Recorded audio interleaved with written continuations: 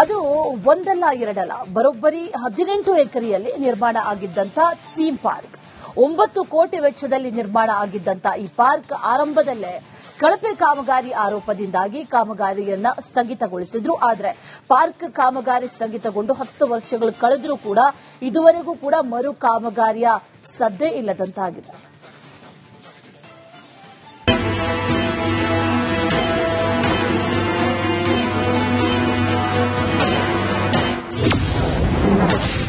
ಹಳ್ಳ ಹಿಡಿದ Rajiv Gandhi theme park. ಕಳಪೆ ಕಾಮಗಾರಿಯಲ್ಲಿ ಮುಚ್ಚಿದ ಮಹತ್ವದ ಯೋಜನೆ.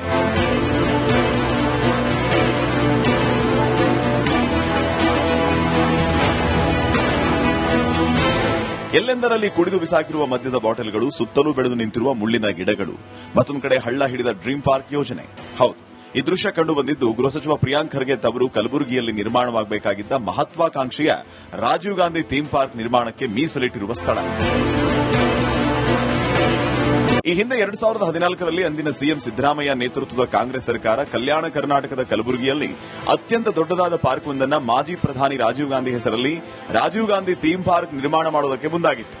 ಕಲಬುರಗಿ ನಗರದ ದರಿಯಾಪುರ್ ಕೋಟ್ನೂರು ಬಡಾವಣೆಯಲ್ಲಿ 18 ಎಕರೆಯಲ್ಲಿ ಈ ಥೀಮ್ ಪಾರ್ಕ್ ಯೋಜನೆ ಕೈಗೆತ್ತಿಕೊಂಡಿದ್ರು. ಎಲ್ಲವೂ ಅಂದ್ಕೊಂಡಂತೆ ಆಗಿದ್ರೆ ಒಂದೆರಡು ವರ್ಷದಲ್ಲಿ ಈ ಪಾರ್ಕ್ ಜನರ ಉಪಯೋಗಕ್ಕೆ ಲಭ್ಯ ಆಗಬೇಕಾಗಿತ್ತು. ಆದರೆ 2014-15ರಲ್ಲಿ ಆರಂಭಿಸಿದ್ದ ಕಾಮಗಾರಿ ಆರಂಭದಲ್ಲೇ ಕಳಪೆ ಕಾಮಗಾರಿಯಾಗಿ ಅರ್ಧಕ್ಕೆ ನಿಂತಿದೆ.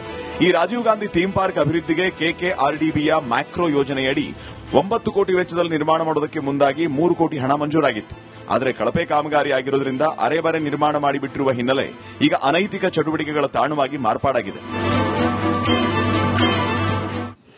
ಏನ್ ಹೇಳಿದ್ರೆ ಸರ್, ಇದು ಅಭಿವೃದ್ಧಿ ಆಗಬೇಕು. ನಾವು ಹೆಣ್ಮಕ್ಳಿಗೆ ಓಡಾಡೋದಕ್ಕೆ ಏನು ಇಲ್ಲ.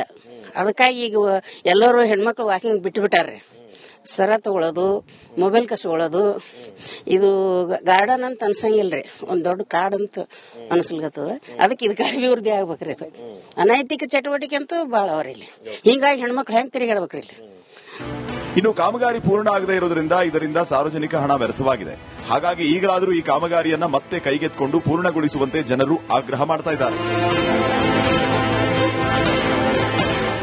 ಜೋರ್ಗಿಲಲ್ಲಿ ಬೇಸಿಕ್ ನೀಡ್ಸ್ ಸಹಿತ ಇಲ್ಲ. ಎಲ್ಲಾ ಕಟ್ಟಡಗಳು ಹಾಳಾಗಿ ಹೋಗಿದ್ದಾವೆ. ಎಲ್ಲಾ ಕೆಟ್ಟ ಚಟುವಟಿಕೆಗಳಲ್ಲಿ ಎಲ್ಲಾ ಜನ ಯೂಸ್ ಮಾಡ್ತಾ ಇದ್ದಾರೆ. ಇದು ಆಗಬಾರದು.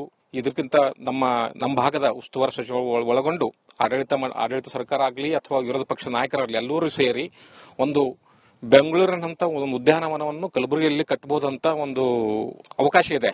ಅದಕ್ಕಾಗಿ ಎಲ್ಲರೂ ಸೇರಿ ನಾವು ಒಂದು ಒಳ್ಳೆಯ ಉದ್ಯಾನವನ, ಒಂದು ಆಟದ ಮೈದಾನ, ಒಂದು ಸ್ಟಡಿ ಸೆಂಟರ್, ಲೈಬ್ರರಿ ಎಲ್ಲಾ ಮಾಡುವಂತ ಒಂದು ವ್ಯವಸ್ಥೆ ಈ ಗಾರ್ಡನ್ ಅಲ್ಲಿ 18 ಎಕರೆ ಮಾಡಬಹುದು.